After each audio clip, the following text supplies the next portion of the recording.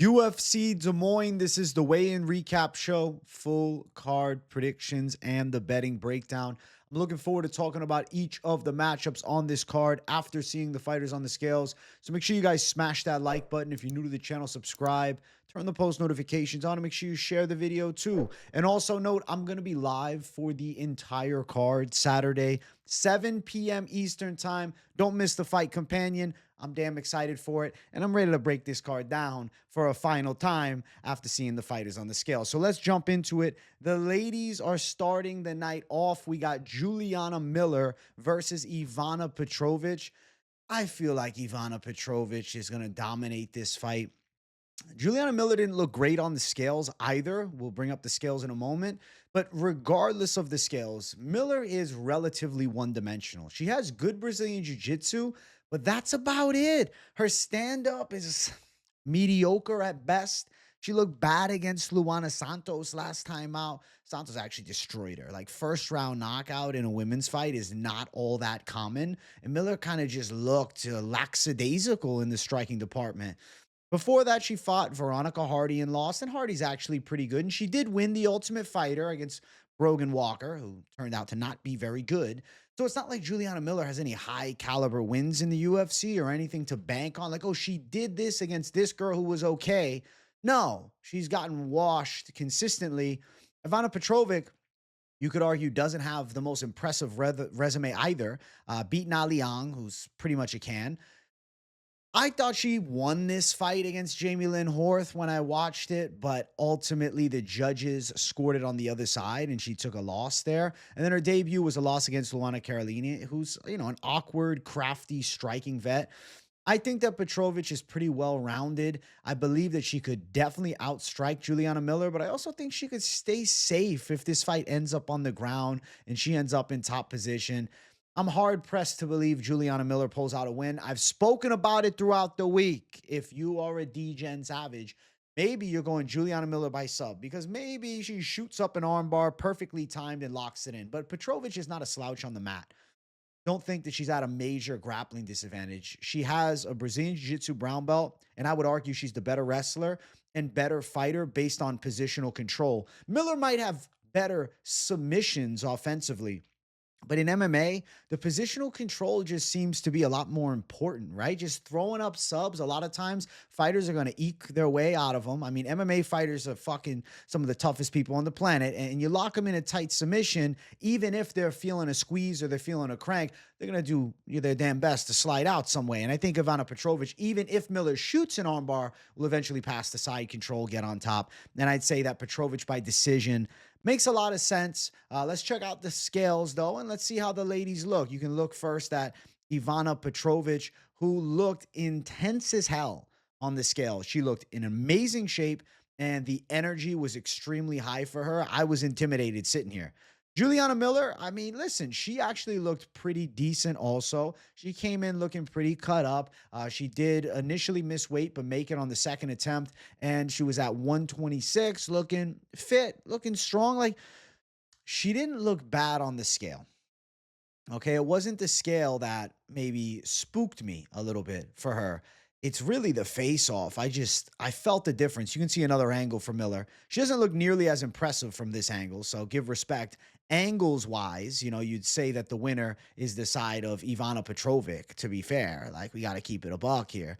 But let's look at the face-off, and let's feel the vibes. Let's feel the energy between the two. And, you guys will kind of see what I'm saying. I feel as though Petrović kind of, I don't want to say looking down on her, but in a way, it was like big sister, little sister. Like, it's like there's more alpha dog in the side of Petrović. A little bit taller, a little bit more muscular, a little bit more intimidating presence. She seems confident.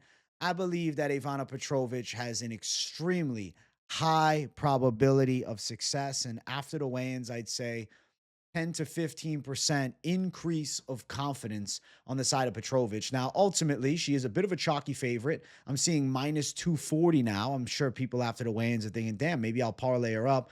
She should win against Miller. If you want to go like Chaso mode and try to chase something as far as plus money goes, I lean towards this Petrović decision at plus 110, but seeing Miller get put away by Luana Santos, like it's not an insane thought to try to go Petrović for some kind of finish. 3 KOs, 3 submissions. KO for Petrović plus 600. It's a degen ass call. Not really into that bet myself. I would say that Petrović is a good parlay piece potentially to lay a little chalk on, especially if you're looking to do a prelim parlay. We'll talk post weigh-in parlays at the end, and I think Petrović got a good chance of being included in at least one of them. Let's keep running up the card. Next fight on the card, we have a matchup between heavyweights Don'Tale Mayes and Thomas Peter Griffin Petersen. I've been picking Thomas Petersen to beat Don'Tale Mayes. I feel like Mayes' size has been kind of an overrated aspect to this fight that I believe some who are leaning towards the betting side of Don'Tale Mayes are more or less taken into account. He is taller than Thomas Petersen by a bit, but you'll see in a couple minutes, the face-to-face doesn't look like 6'1" to 6'6". Look more like 6'3" to 6'6", to be real with you. But regardless of that, when I look at the matchup, I think of Thomas Petersen's boxing game. Southpaw, relatively good, doesn't look super crisp or technical, but efficient for a chubbier heavyweight, absolutely. And he brings into this fight a high-caliber wrestling game. Don'Tale Mayes' takedown defense is suspect. Not awful, but not great. Don'Tale Mayes' offensive striking attack is on the slower side. I mean, I know he knocked out a 46-year-old Andrei Arlovski, but it's a 46-year-old Andrei Arlovski. We've seen Don'Tale Mayes lose a lot in the UFC. We've seen him, grind it out in fights. We saw him subbed up quick last time. He's lost 3 out of his last 4, and that lone win was against Caio Machado, who dropped down to light heavyweight and then lost also and got released from the promotion. I feel like Thomas Petersen can pull through in this one. I feel like he's a little bit more tactical as far as striking goes. Don'Tale Mayes, he loops some shots and he's got a lot of fat on his punches. I don't really rate his striking. He's 11-8 as a pro, and if you include the no contest against Hamdi, he's 11-9. Petersen, 9-3 prospect. I know he's 1-2 in the UFC, but he did beat Mo Usman, and Gaziev chinned him, but he landed a shot on the feet and took Gaziev down. Jamal Pogues boxing him up's not a great look, but Pogues is like deceptively quick with his hands, faster than Don'Tale Mayes is.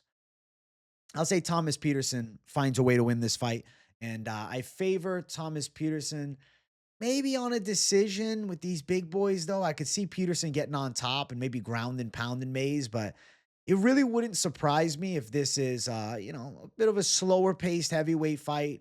Both guys having moments, maybe Petersen nabbing some key takedowns and doing enough to secure the win. Better for his career, knockout, but we're not picking what's better for the career predictions. We're talking about highest probability of success. You can see Don'Tale Mayes flexing out, looking like a full-fledged heavyweight. I mean, the dude's huge. We know this. You know it. I know it. He's 259 pounds for this fight here. He looks about 270, to be honest. I'd guess he's heavier than 259. Doesn't look bad. I mean, he's got some big arms. You can see Petersen above him looking pretty typical Petersen vibe. He came in at 250, so actually 9 pounds lighter, which I really rate as maybe a good thing, right? Because I would say Petersen's faster on the feet and weighing a bit less. I think it's even more optimal. Now, let's look at the face-off. The scales don't really matter here. What I wanted to see most was this side-by-side.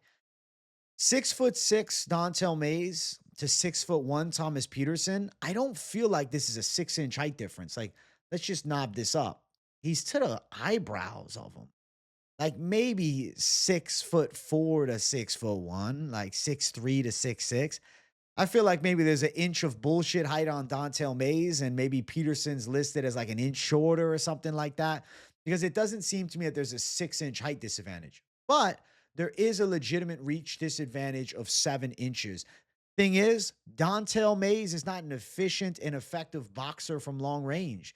Don'Tale Mayes kind of just mixes it up in all ranges and tries to react to what his opponents give him. I don't think that gives you a great chance of winning. Having an ability to use distance and pick his shots from the outside and move laterally and even throw kicks to the legs, these would be very efficient tactics, right? Granted, with the southpaw stance of Petersen, even if Mayes had a very tactical calf kick, a stiff jab, it would make the fight difficult. But add on to the fact that Mayes doesn't, I got to go Thomas Petersen. Now, he's an ugly favorite at minus 305. I haven't been crazy about the betting side of this one because simply put, it's an inflated line, and it's something that at minus 150, I would fucking say nail the money line. At minus 350 at open, at minus even 255 or 225 at best value, still sucks.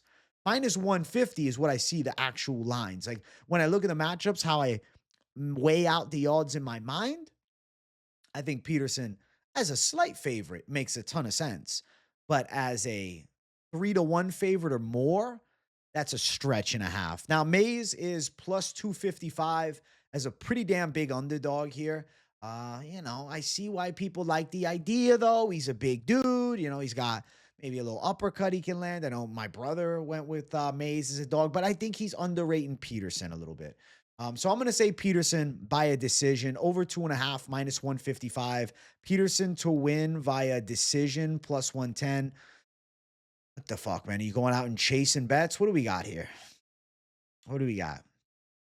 Petersen spread, minus 135. Win by more than 3.5. Annoying. Not worth the risk.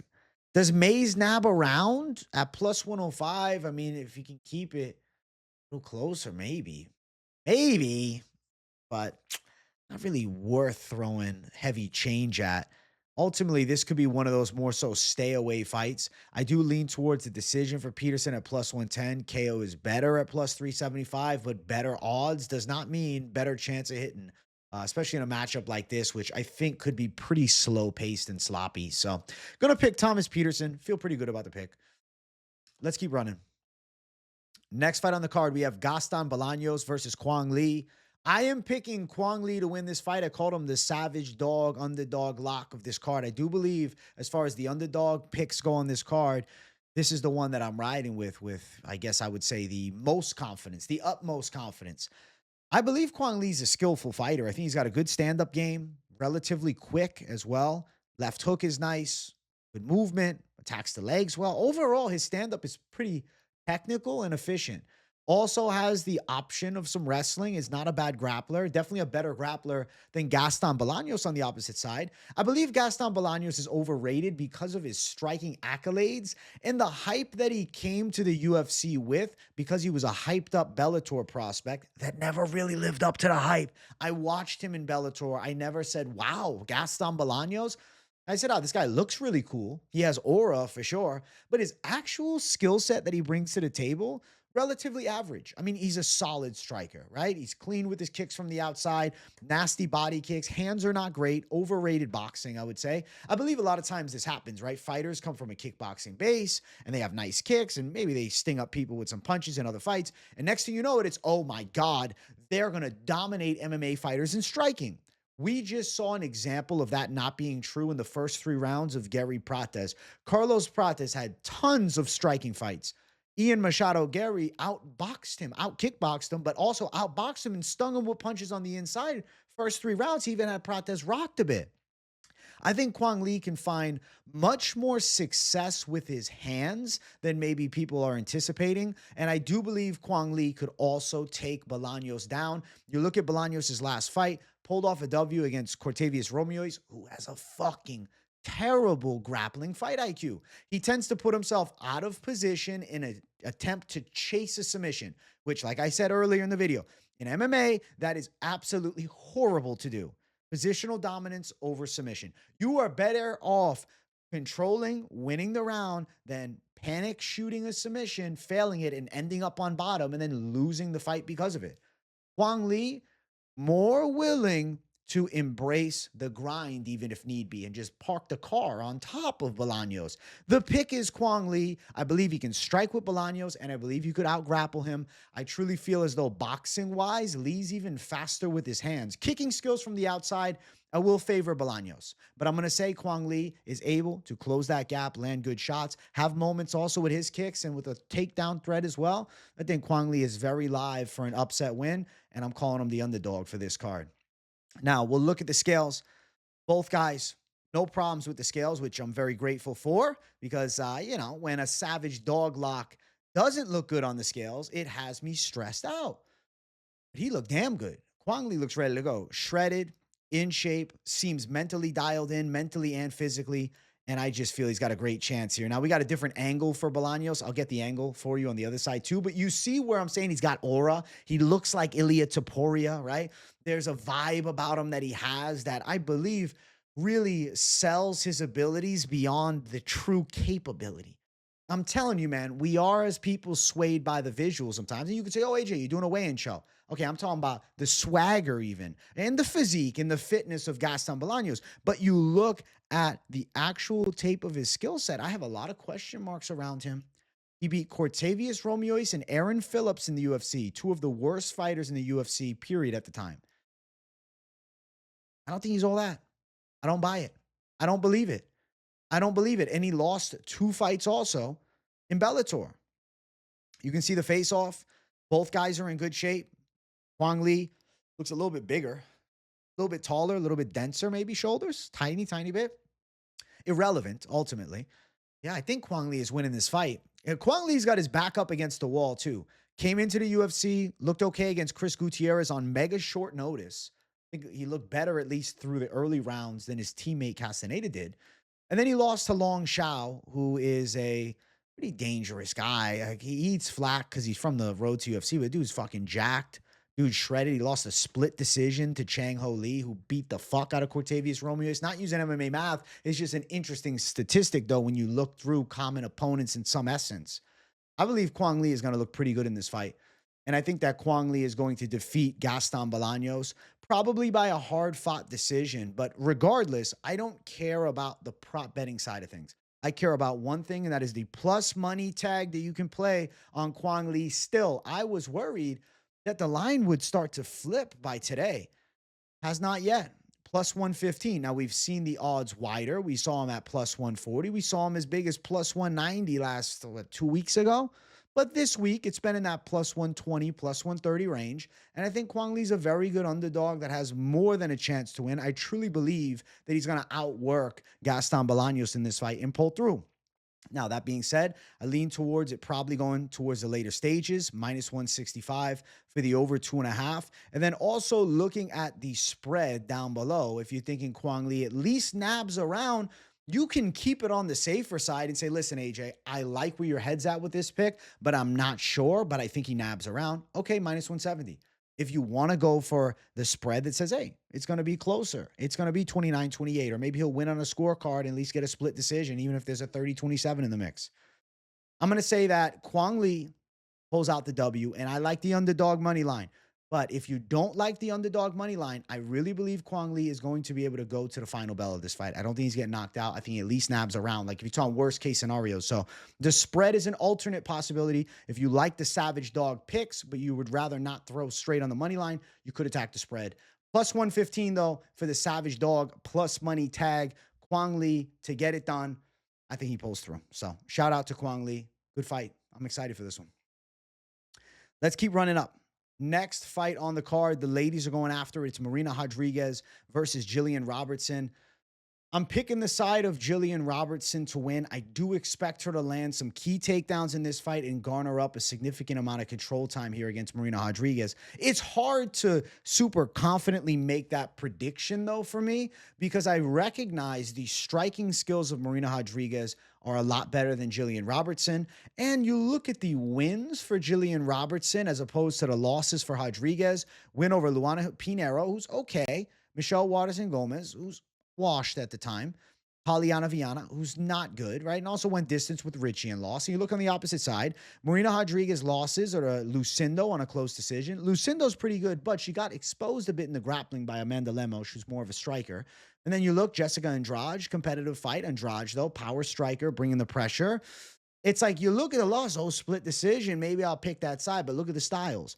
Beat Michelle Waterson, beat the shit out of her. But again, it was a wash, Michelle Waterson. Berna Jandaroba, a grappler, and then Amanda Lemos had knocked her out. I believe Jillian Robertson wins this fight by landing takedowns. Getting caught up in the clinch or striking with Marina Rodriguez is definitely a recipe for disaster for Jillian Robertson. She's going to need this fight on the mat. She's definitely going to need control time. And she's going to need some pepper and ground and pound as well. And she's going to need to soften up Marina Rodriguez a bit. I anticipate that she will be able to do it. But at minus 300 on the betting side, if you are here as a gambler, you want my honest take? I think there's better bets to be made on this card. I don't want to risk it on Robertson's money line. Maybe we'll talk the over, we'll talk the decision when we get to the props. But just to say this straight out the gate, it's not the right tag for a reasonable minded bet for me. I don't think she's a 3-1 favorite against Marina Rodriguez, who's, been fighting the elites. Jillian Robertson, 29 years old, coming into her own, getting better each and every time we see her. 3-fight win streak. I got to lean towards the side of momentum, but I worry still. Because it's hard to finish Marina Rodriguez, and Robertson better be ready to wrestle. Be ready to wrestle all night. 3 hard rounds of it. 3 hard rounds of it. That's what she's going to need. It's going to need to be consistent. Going to need to be concise as well. All right, let's get scales up here. I'm like choking over here, man. I'm choking up, man. Marina Rodriguez rocking a cool little hairdo for herself. You see, she did her hair nice. She went to the salon.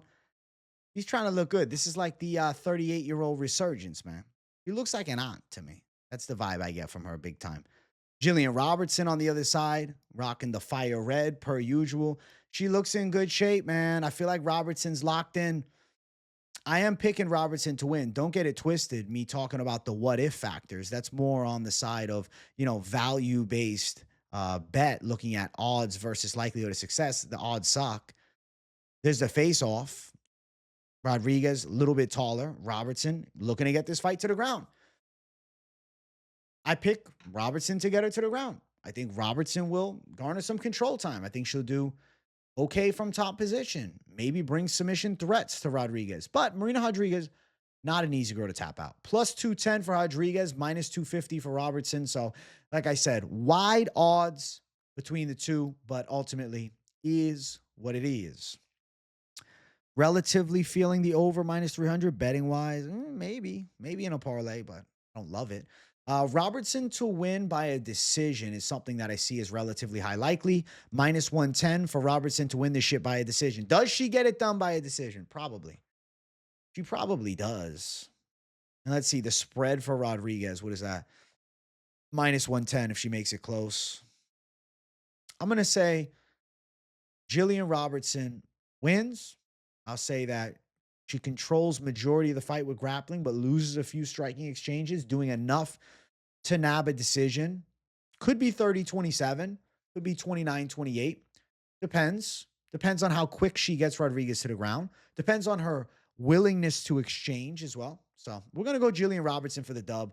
I'm feeling pretty damn good about it. I believe she's going to look clean enough with the wrestling to win a fight against a 38-year-old that still has some dog in her, but I do think is outmatched and stylistically very hard matchup for the striker, Marina Rodriguez. Next fight on the card, we have Azamat Bekoev versus Ryan Loder. The pick is Azamat Bekoev for me with pretty high confidence. I believe he's just a more well-rounded and well-refined MMA fighter. Like Ryan Loder's got good American wrestling. He's tough. He actually, was able to overcome a dangerous submission threat from Robert Valentin in his UFC debut in the Ultimate Fighter finale. But take a step back and hear that again.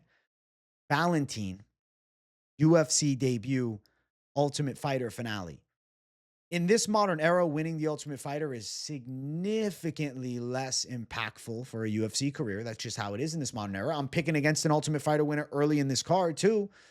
And then Valentin lost to Therese Finney and got grapple fucked there. And, yes, Ryan Loder finished Valentin, but Valentin had a significantly more dominant position on Loder than he did Therese Finney, if you want to compare apples to oranges. Azamat Bekoev is pretty good. Striking is clean. I like his calmness in the stand-up. I think he has a very technical stance, very proper technique, very schooled stand-up game. You can see the influence of the Russian, boxing / kickboxing style. That's a style that I've always liked, man.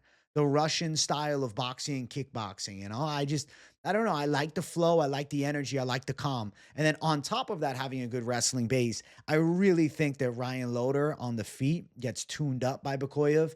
I could see Loder trying to wrestle and Bekoev's takedown defense definitely being too much for him. I'm going to say definitely how many times. I really do feel as though Azamat Bekoev has a good chance to get a knockout.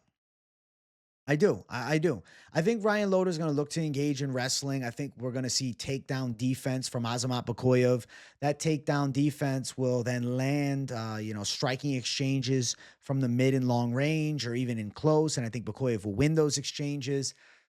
Ryan Loder's stand up is mediocre. I would say it's developing, right? To give him a compliment, it's getting better, right?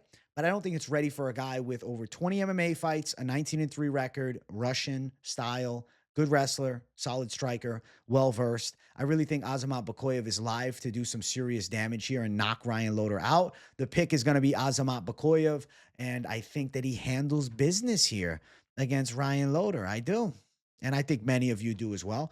Not like he's underdog tag, but you can see Azamat Bekoev. Be honest, he actually, I swear to God, he looks like a distant cousin of mine. Looks literally just like him, just, 20 years older. That's fucking crazy. Holy shit. Cousin, good to see you, cousin. Azamat. Azamat. I smash everybody. Azamat Bekoev. My name is Azamat. On the other side, you got Ryan Loder. I compared him to Matt Hamill. He reminds me of a modern day Matt Hamill in MMA. That's the vibe that I'm feeling. He looks shredded, though. I mean, listen, Ryan Loder, say what you want, comes in motherfucking shape, bro. Ryan Loder comes in shape, but so does Azamat Bekoev, and he's pretty talented. There's the face-off between the two. I think Bekoev is going to handle him. I don't believe Loder will have the offensive wrestling tools to take down and control Azamat Bekoev, and in the striking, he's definitely outgunned. So, yeah, Bekoev is the pick. Minus 335, parlay piece. It's a parlay piece for Bekoev if you're looking to play it. Plus 275 for the side of Ryan Loder. I really think Azamat Bekoev has a great chance of winning. I would say Ryan Loder pulling off the upset would be relatively shocking. Because I think Bekoev is also looking better each and every time. He's got to be riding high with the destruction of Reese. Inside distance for Bekoev, if you're looking for a prop bet and don't want to risk the method of victory, that is plus money at plus 100. Now, the KO line is plus 200. Submission is plus 450. How many subs does Bekoev have? Off the top of my head, I don't remember. Got 8 wins by submission. Like an underrated strategy for Bekoev, even by myself, is the submission here. Plus 450 for sub. It's actually better odds for sub, but it's likely. I was thinking Bekoev wins in round 2, plus 500. Now, earlier in the week, I was saying Bekoev knockout in round 2 as a DGen prop. But now you got me thinking, what's Bekoev's submission in round 2, plus 1,500? You see how degenerate we're fucking going now? This can turn into a problem where we just go down the rabbit hole of degeneracy of the what-if factors. I do think Bekoev's live for a finish. I do think he can get it in round 2. I think it's a possibility. I think that he beats up Ryan Loder. I think he dominates this fight. Spread on Bekoev, minus 175. I do think that will probably hit because if it's a decision, I really feel like it is 30-27, but I feel like finish incoming. I like Azamat Bekoev parlayed up, man.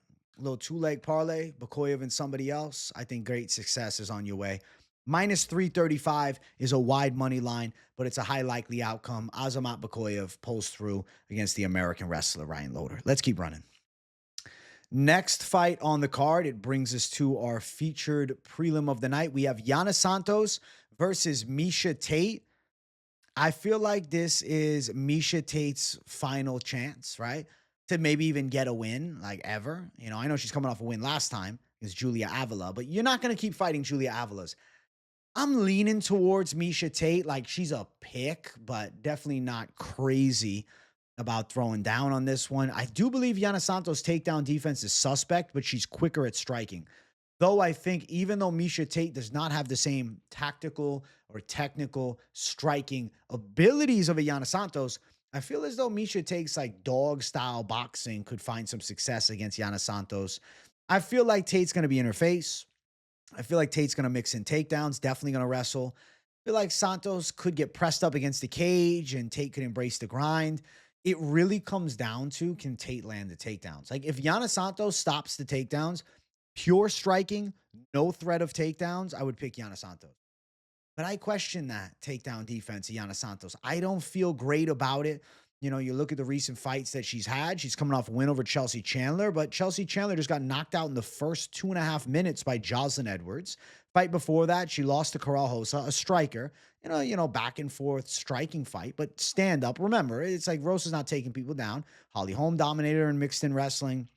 Rini Aldana win by knockout striker. Ketlin Vieira, I thought it was a bad decision, but she did beat Ketlin Vieira.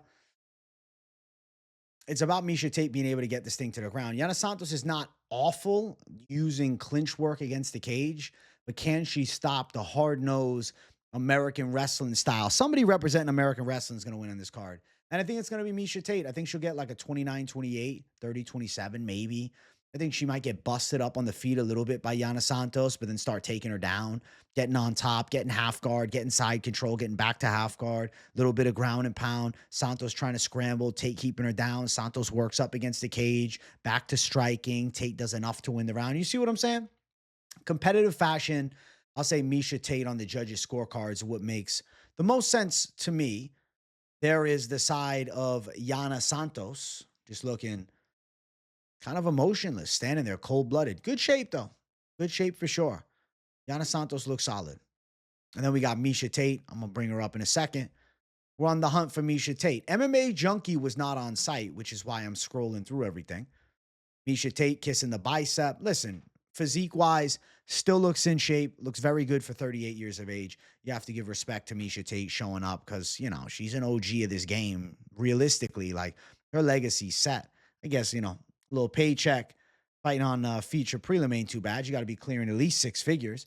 There's the face-off between the two. I feel like this is a throwback type of fight between the ladies. I'm saying Miesha Tate with the takedowns, with the control.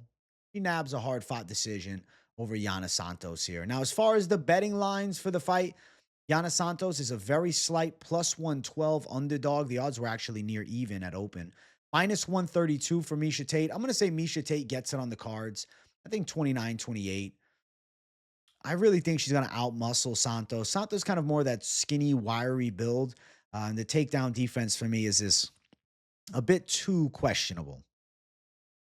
A bit too questionable. Way too questionable. Maybe not way too questionable, but you get what I'm saying. All right, let's see here. The spread on Tate plus 150 if she dominates. Santos minus 200. Just curious. Fight going over 2.5 rounds, minus 365. Seems pretty likely. Let's see what else we got. Tate to win via decision, plus 140 range. I do expect her to win a decision. The pick is going to be Miesha Tate to win. I think she pulls it off. Competitive enough fashion, but she'll have good moments, and I see her winning this fight. Let's move on to the main card opener. You guys haven't yet, make sure you smash that like button. If you're new to the channel, hit the subscribe button too. Jeremy Stephens versus Mason Jones to start off this main card. All right. So, I am picking Mason Jones to beat Jeremy Stephens. But I'll say this. Jeremy Stephens in Iowa is a little scary, right? He's at home. He's from Des Moines. He's looking to throw bombs. Mason Jones has a willingness to engage in brawls. It's just logic tells me, man, Jeremy Stephens should only win this fight 1 time out of 10.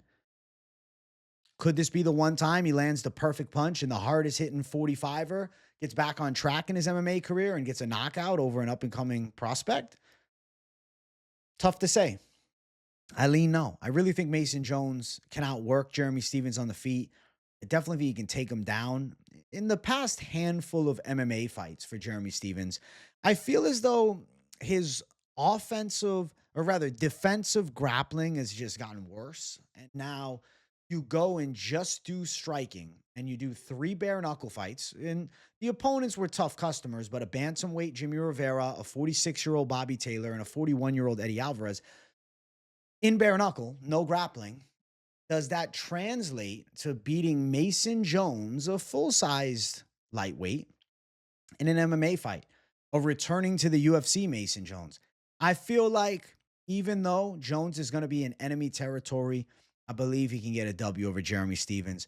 I can see it being a bit of a dogfight. I think Mason Jones should look to employ more high IQ fight tactics as opposed to just sitting in the pocket and brawling with Stephens, because that gives Stephens his best chance. If Jones looks to get this fight to the ground, embrace the grind a bit, I do think he could control Stephens. 74-inch reach to 71 and a 1-inch height advantage for Jones. So not much larger, but a little bit of distance striking edge. I don't know how Stephens is going to look on his MMA return. He hasn't done MMA in almost 2.5 years, and he got subbed up, and he didn't look great in this fight against Miles Price, man. I feel like Mason Jones, when there's a will, there's a way. Probably a dominant decision. There's a chance of a finish against Jeremy Stephens, and if he did knock Jeremy Stephens out, that would be massive for his career. The way that Mason Jones fights, there's definitely a chance of a knockout because he does enjoy sitting in the pocket and going to war with people, which I appreciate a lot as a fan. I do think it's going to be a pretty good fight. To be honest, man, I would think that Mason Jones was from Des Moines, Iowa. He looks country as a mug here. Holy hell. He got the beady eyes, man. He didn't look great on the scale. He didn't look great on the scale. He looks skinny. He looks shrunken in. He looks sickly a little bit. And it's not like he had a full rehydration before they faced off either. But you can see a little bit taller than Jeremy Stephens, just barely. Stephens looked good. Did I not even bring Stephens up on the scale? I'm so focused on the face-off because I wanted to see Mason Jones' recovery. He did recover, though. He did. Like, he looked a little better a little bit later. Jeremy Stephens, you can see here, there's a perfect angle for him. Dude's coming in good shape. 38-year-old Savage. 38-year-old Savage coming in shape, fighting at home. Odds are very wide on Mason Jones. I don't agree with the egregiously wide betting lines for the fight, but I do think he wins. The odds piss me off. I feel like pre-face-offs, I was more confident, but I'm not letting the scales sway my original mentality here. Jeremy Stephens looks good because he absolutely can strike, but how does he fare in the grappling? How does he fare with some kicks mixed in? He's been doing just hands, and outside of doing bare knuckle, he was doing boxing. I have to favor the MMA style of Mason Jones, and I think that he can get a win here against a crafty vet. Now, minus 800 odds, if you're looking to bet today, I don't even think it's really worth your while to put it in a parlay. But I do think he wins. It's just you'd have to really have a stretch parlay. If you played it on Wednesday, you're doing a lot better. 8-1 odds are atrocious here. I think minus 500 is wide enough. If you want to give me bullshit odds for this fight, I think 4-1 would be plenty. At open, it was minus 350. That I agree with. Wow. Plus 575. It's like, when I see odds like this, I swear to God, it's like the books are telling you, hey, bet Jeremy Stephens. Come on, there's so much value. Look at that. Look at that. Let me bait people into betting Jeremy Stephens, who's way past his prime. No, I'm going Mason Jones as the pick. I do think he handles Jeremy Stephens. I think it goes over 1.5, probably at minus 225. I think that Mason Jones is pretty live to win a decision at plus 150. Now, he does have good KO ability. You look, 3 of his last 4 wins are KO, but he also even did damage in this fight against an undefeated fighter. So, possibility of the KO for Jones at plus 190. Not great odds, but definitely is not, an insane outcome to expect. I think Mason Jones win. I feel like KO or decision. I guess my mind leans me towards Jones by decision. I think that Jeremy Stephens' chin is still there, and even though Jones can crack, I don't know if he's going to put Jeremy's lights out, but if he does, he knocks out Jeremy Stephens at home. Welcome back to the UFC with a fucking bang for Mason Jones. My God. Next fight on the card. Cameron Smotherman versus Serhiy. Now, my pick throughout the week has been Serhiy to win in a relatively competitive fight against a dangerous Cameron Smotherman that has good boxing chops, pretty good pressure, nice punch combinations, and is coming off of an awesome win against Jake Hadley, who's now doing quite well in PFL. But there is the weird circumstance surrounding that fight. Smotherman came in on short notice, which respect to that. But Hadley was preparing for a grappler and Brady Heastand. Now, I'm not trying to make excuses for Hadley, but, when you spend your camp focusing on a guy that is looking to take your ass to the ground and they switch it up and bring you a short notice guy who can box, it's a hard transition. That's what I'll say. Ultimately, I think Serhiy has more tools than Cameron Smotherman. I think he's a sharper blade than Cameron Smotherman as far as the striking skill set goes.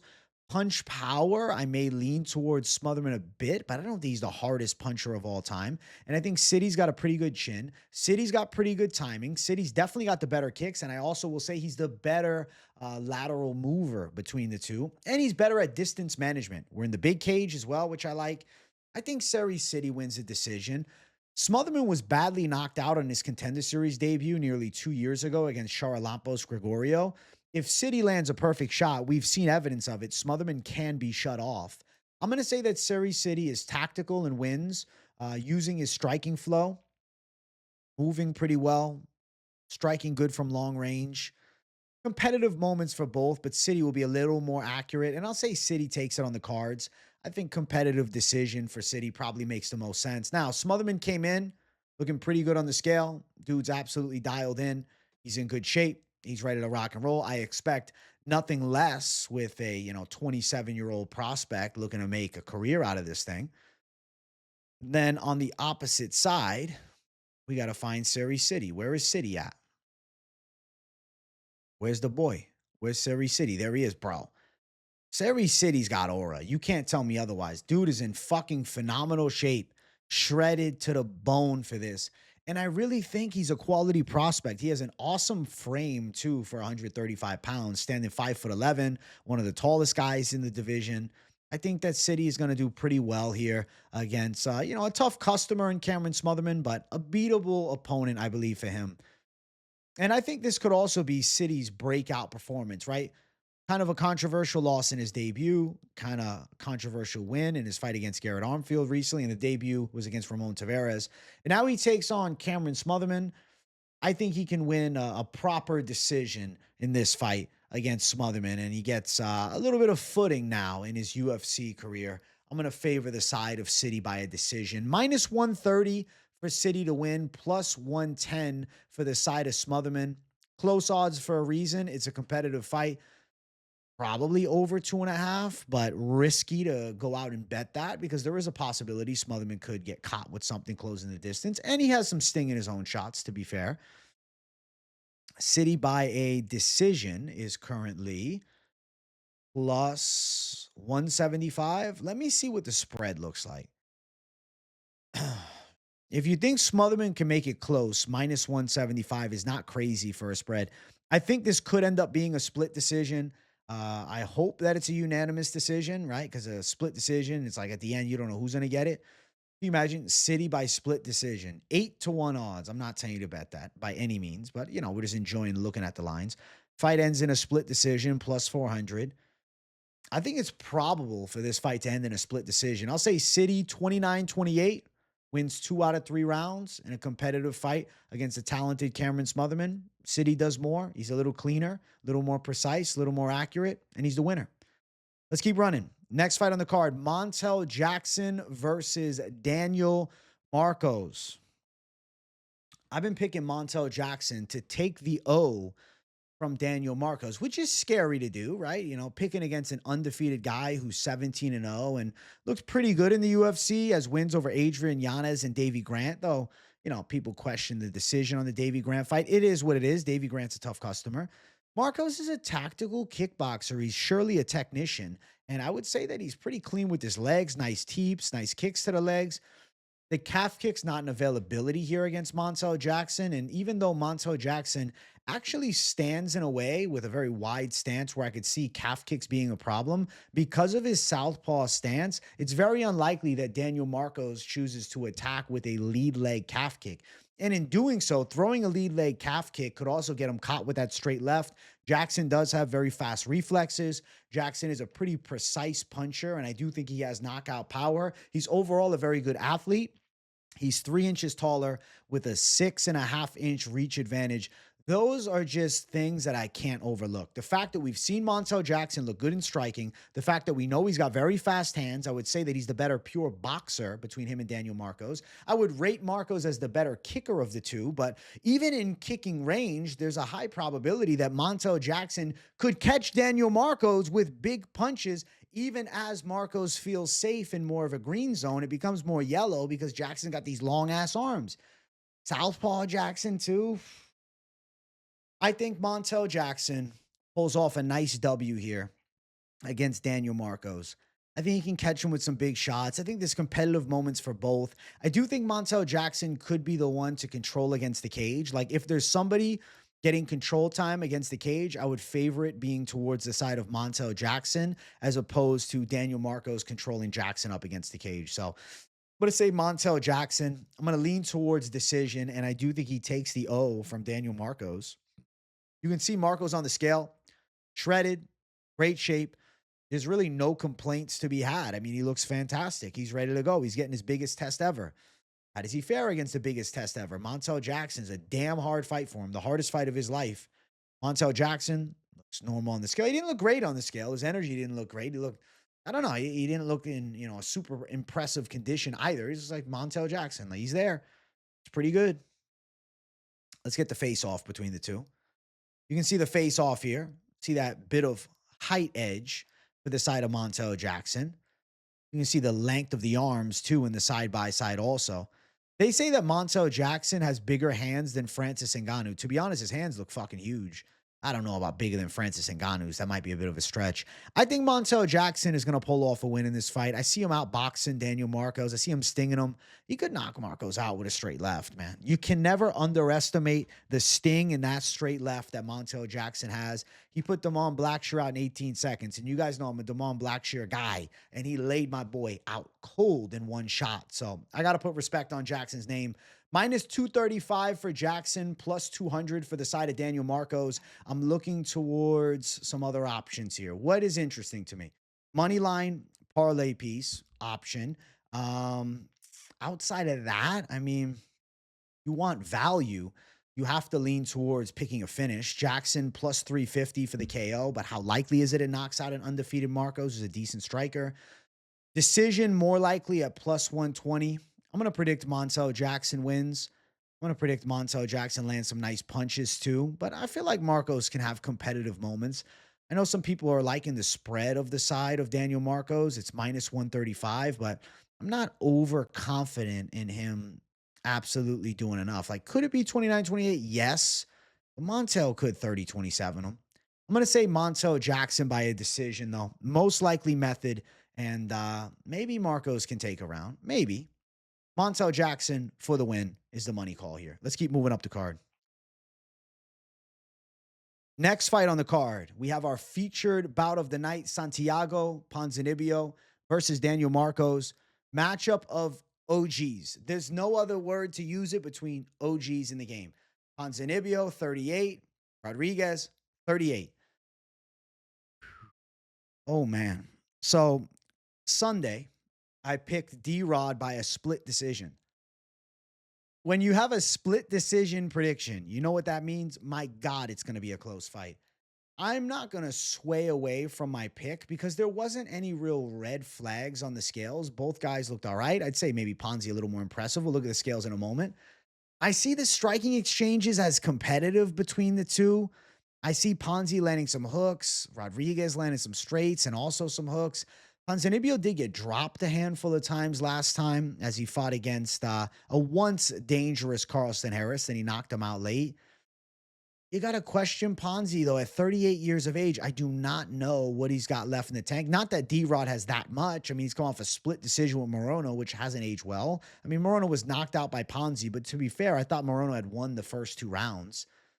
I think D-Rod can eke out a competitive decision. I mean, if you look at his losses, Kelvin Gastelum, Ian Gary, Neil Magny, and then a win over the Leech. Controversial or not, it's still a win over the Leech. The Leech laid out Ponzi. Not using MMA math, just saying.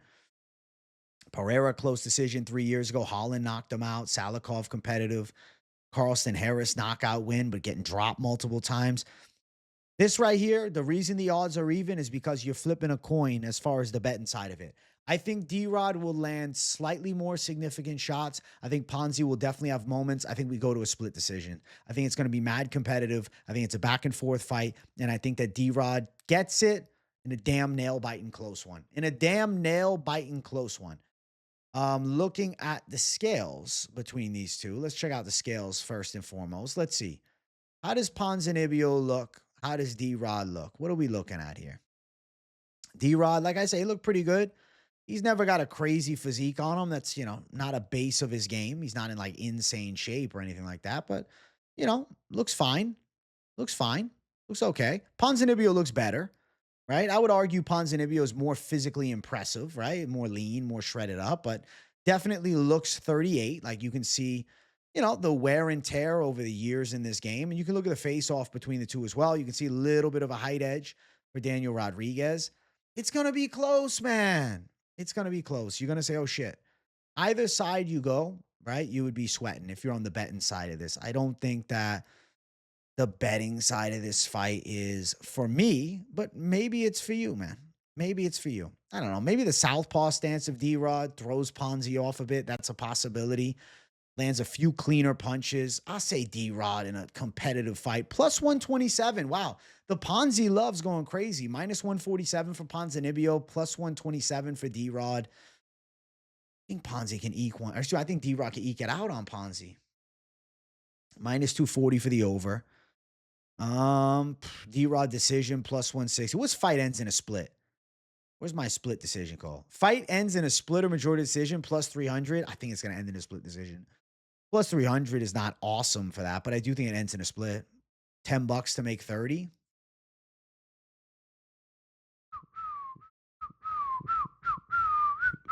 Oh, I don't like the spread like this.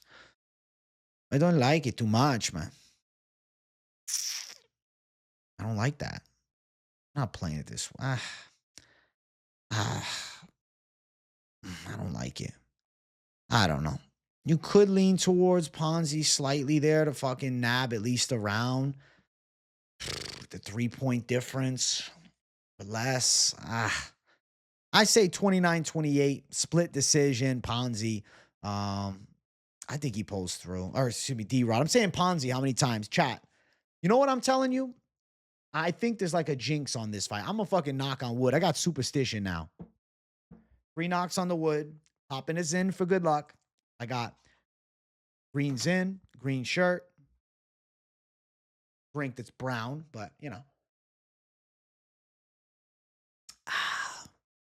Yeah, we'll go D-Rod by split decision, but you get the vibe here? Betting wise, the vibe is no vibe. D-Rod on a damn close one. It's a nail biter, okay? It's a nail biter.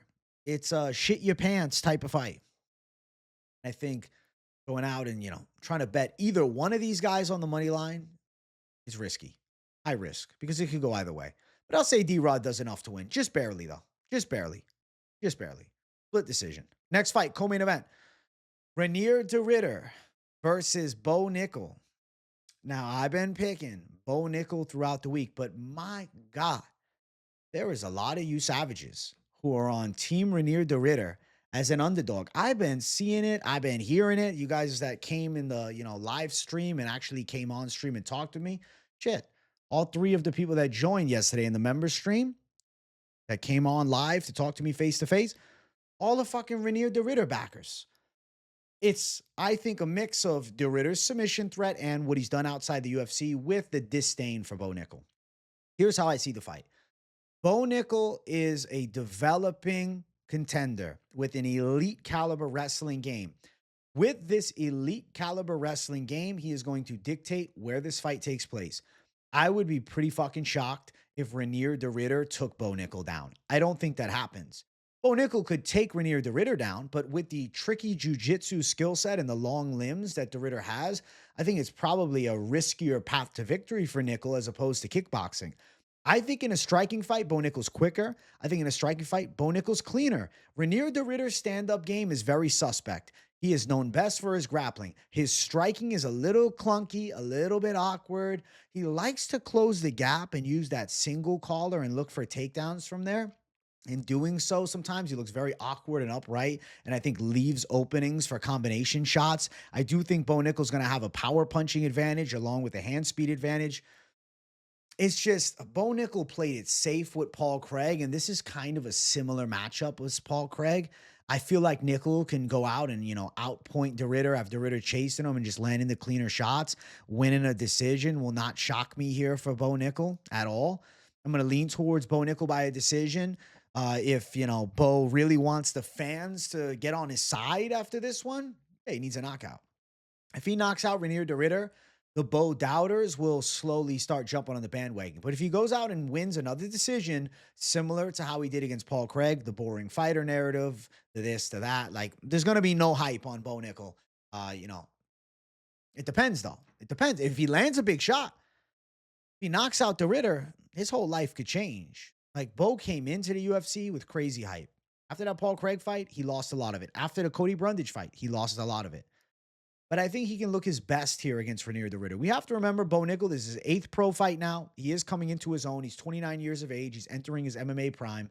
And I think that he beats, difficult style in Reinier de Ridder with, high caliber jiu-jitsu and really long limbs and awkward striking. But I think de Ridder's getting outmanned and outgunned and outworked. I think Bo Nickal's good to go. And I think Bo Nickal keeps his undefeated streak alive. And I think he beats Reinier de Ridder this Saturday. I really do. I'd be a bit shocked if it went the other way. Like if de Ridder subs up Bo Nickal, my God. There's Bo Nickal on the scale. I'll be honest, man. Very unimpressive and unassuming physicality from Bo Nickal. You wouldn't think that he was, an elite level wrestler with good physical strength because he just doesn't really have one of those builds on him. On the opposite side, Reinier de Ridder, from this angle, you're thinking Reinier de Ridder is the most jacked man in the middleweight division. Maybe not most, but, his eyes are down like this. He's half out of it. I like the nickname. It's the low T DDP, okay? The low testosterone Dricus Duplessis. That's what Reinier de Ridder is, RDR. Listen, de Ridder's pretty good. Like, I'm not trying to trash him. He's definitely close to top 15. But I think Bo Nickal is going to be better than this. And I feel like de Ridder is not the guy to expose Nickal. I really think de Ridder has pretty awful striking and not high caliber wrestling. He's taking on a guy that is going to dictate where the fight takes place. And I think he also dictates the pace of the fight too. I feel as though Bo Nickal is a high likelihood of success outcome. Now, the odds have gotten wider and wider for Bo Nickal, as they should. He's minus 340. He's going to win. Reinier de Ridder, plus 280. Bo Nickal should pull it off, man. I know the, de Ridder fan base coming through looking for some love. Shout out to you guys. But ultimately, I think it's going to be an L for de Ridder against Bo Nickal. And maybe a boring fashion, like just a decision. Minus 185 for the over 1.5. I'll say a tactical Bo Nickal wins the decision. So I do agree with the minus 185. Let's see here. What do we got for the prop? Decision. Nickal by decision, plus 205. I anticipate a decision. KO is only plus 150, so there is a little faith that Nickal's knocking him out.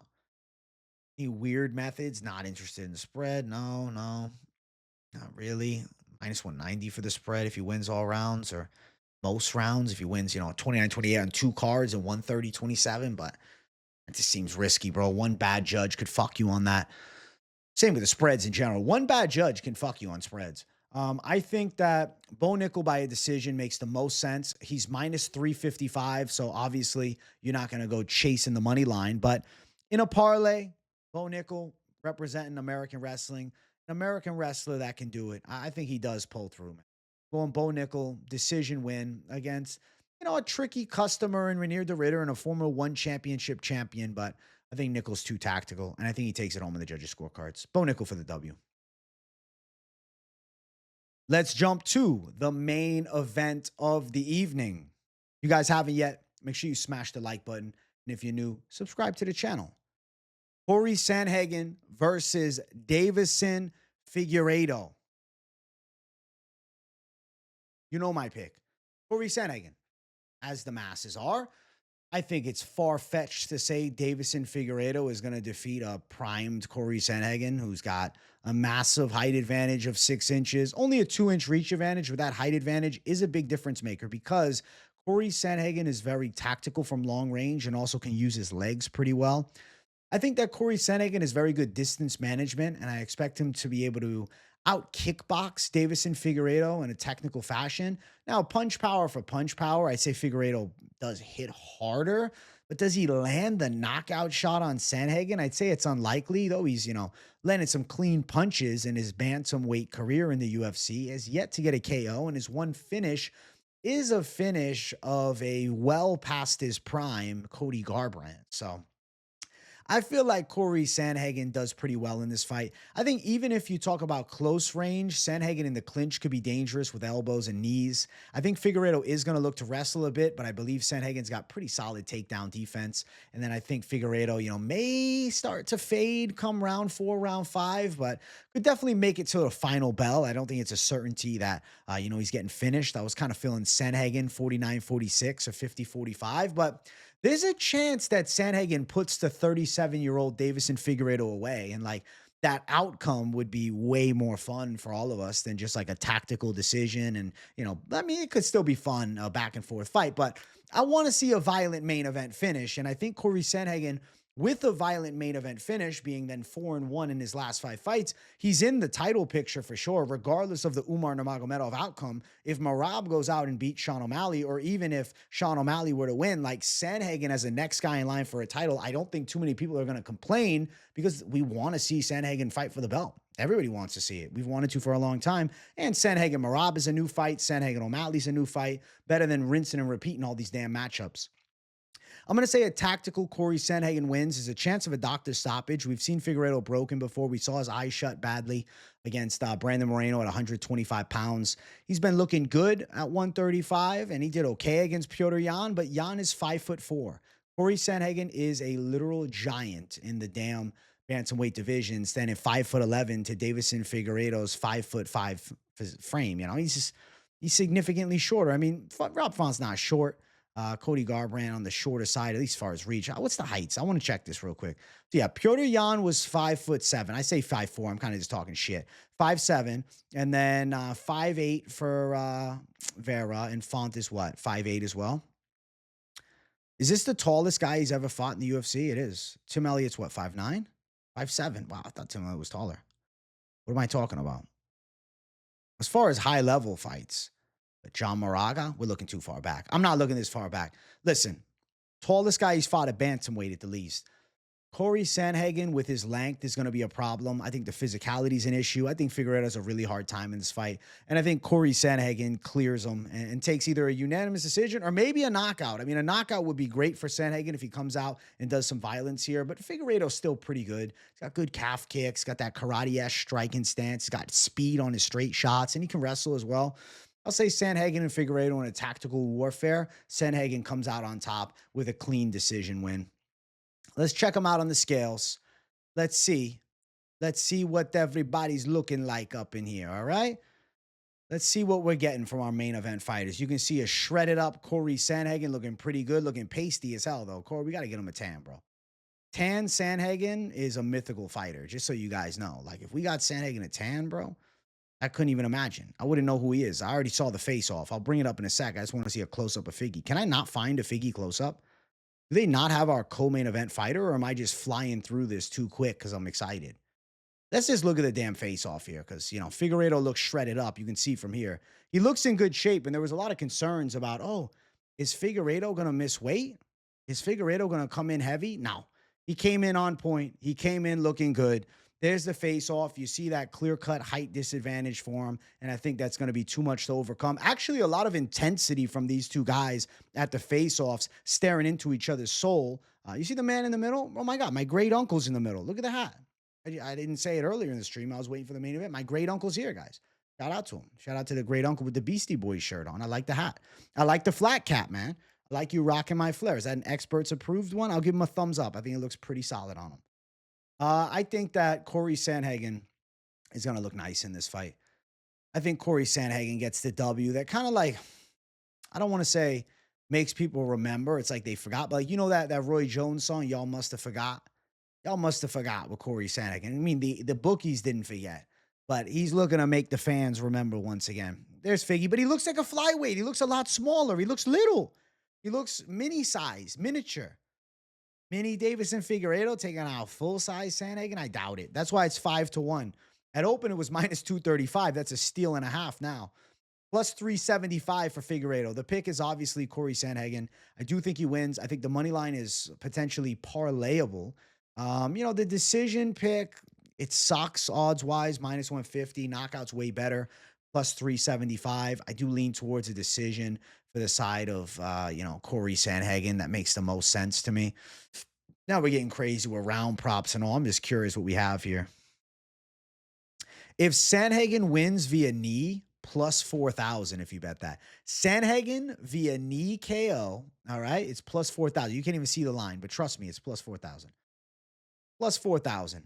Sandhagen most significant strikes, minus 600 for that. That sucks. Wow. Sandhagen spread? Huh. Yeah. I mean, I think the spread is live at minus 190 for him. He should win like relatively dominant. Like I said, 49-46 is what I see. So the spread will hit then. I'm going to say Cory Sandhagen, and maybe the spread is not crazy for Sandhagen here, even as the favorite, which, normally we like the side of the dog playing the spread side, to make it close. But I think Sandhagen can kind of make it wide here, and I think he could pull through.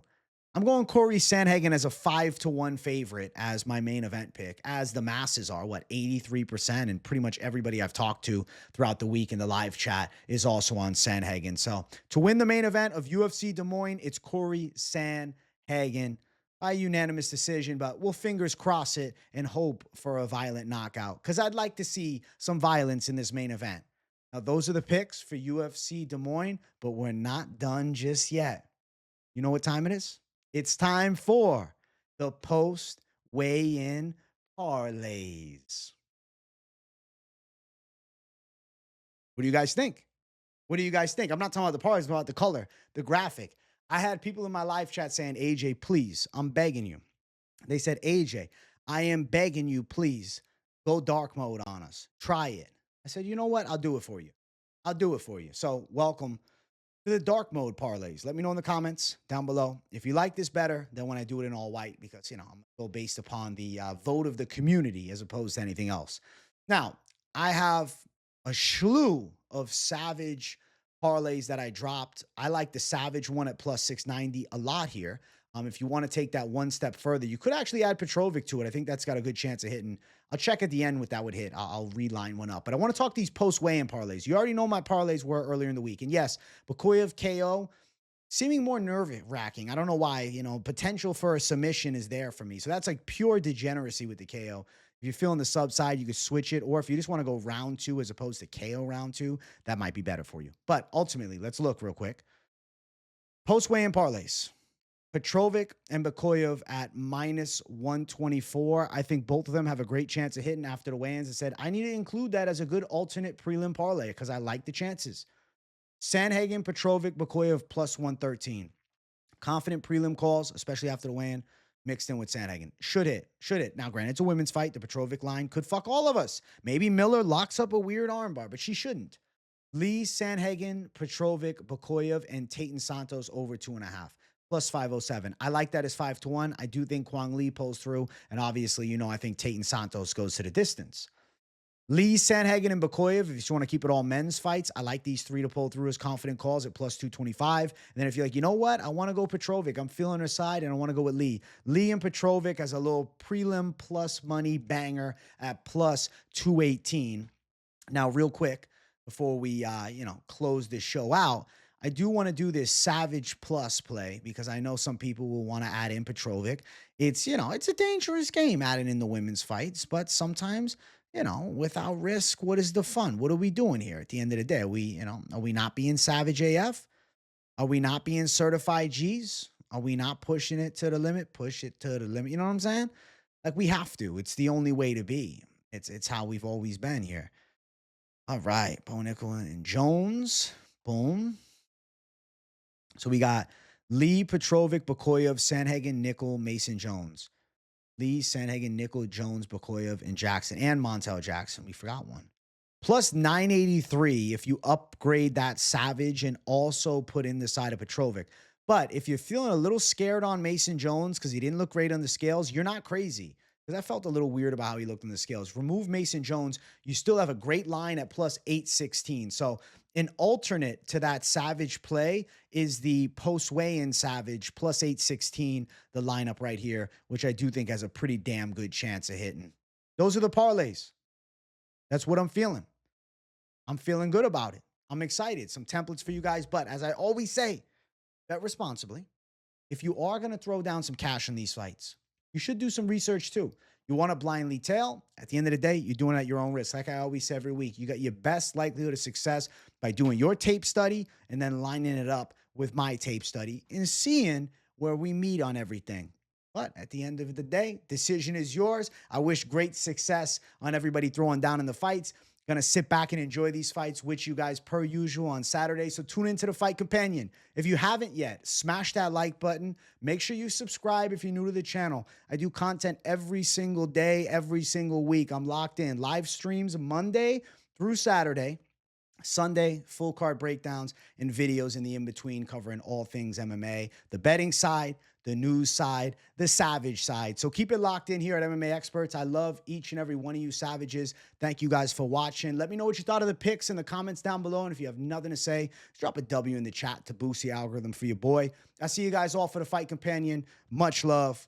Peace out.